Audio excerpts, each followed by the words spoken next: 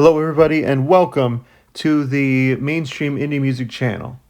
Now, if you are somebody who was raised in the late 90s, early 2000s, maybe even into a little into the 2010s, you no doubt have seen their music album cover. You have seen the Move Along CD cover somewhere in point in your life, and it doesn't matter really what genre of music that you are into, because at the time in the early to mid 2000s, their hit already Swing Swing started to garner some attention, but by the time their two hits, Move Along and Dirty Little Secret, came out, they absolutely dominated, especially the radio airplay. They were everywhere. All American Rejects seemingly could not do any wrong.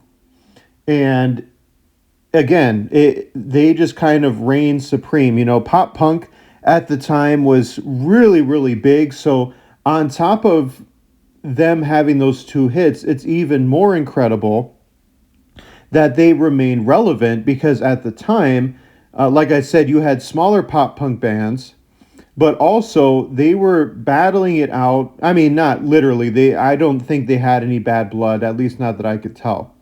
But they were also battling, people's attention of other pop punk bands such as Good Charlotte, Yellow Card, Fall Out Boy, maybe even a little bit into Panic at the Disco, even though I think Panic kind of came in along the tail ends of that time frame. But All American Rejects seemingly could do no wrong. And so by the time their third album came out, it seemed like these guys were good to go, especially once their main hit off that album became big, Gives You Hell.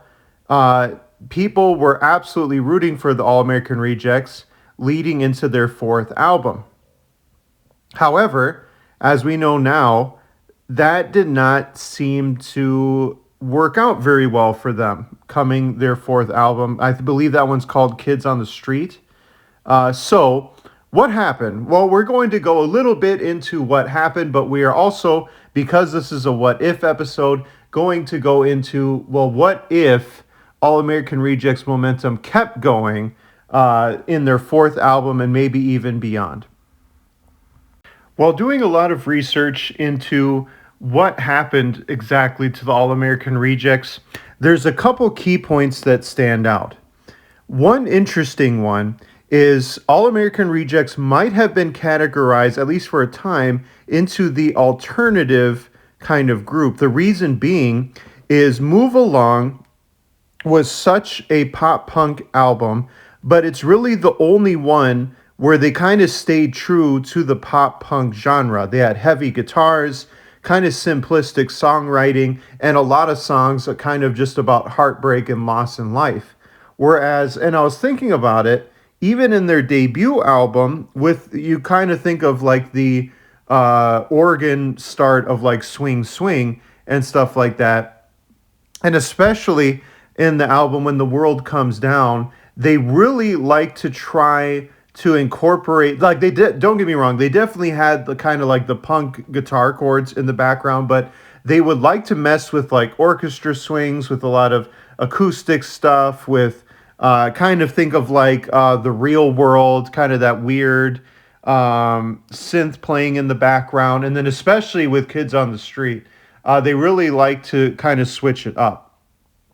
But I would say one of the main points of why they never got popular, which was brought out by a couple of people that I saw online, is the pop punk era is such a difficult one to navigate in, because it's definitely is still alive, mostly because of the crowd that kind of keeps it going. But they never found quite a distinct sound. I wouldn't agree with that completely, simply because of Tyson Ritter.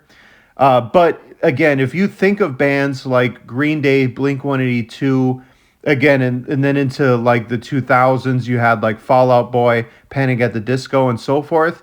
They had, and Paramore too, I would want to add in. They either had a very distinct sound for that genre They had a personality of a bandmate that kind of made them stick out. Think of like a Brandon Urie or a Pete Wentz, the celebrity kind of that went behind them. And sadly, All American Rejects simply just did not have that. A third reason that I saw was Tyson Ritter himself. He started to cultivate other interests, and good for him. You know, again, they caught very early success off their debut and second album, so they definitely had the money to do it. And he started to go into other interests, especially into acting, where he's even appeared in several TV shows and movies. So really, his interest, I don't know about so much the other bandmates, but his interest, yes, he did like music, but he was really into other things.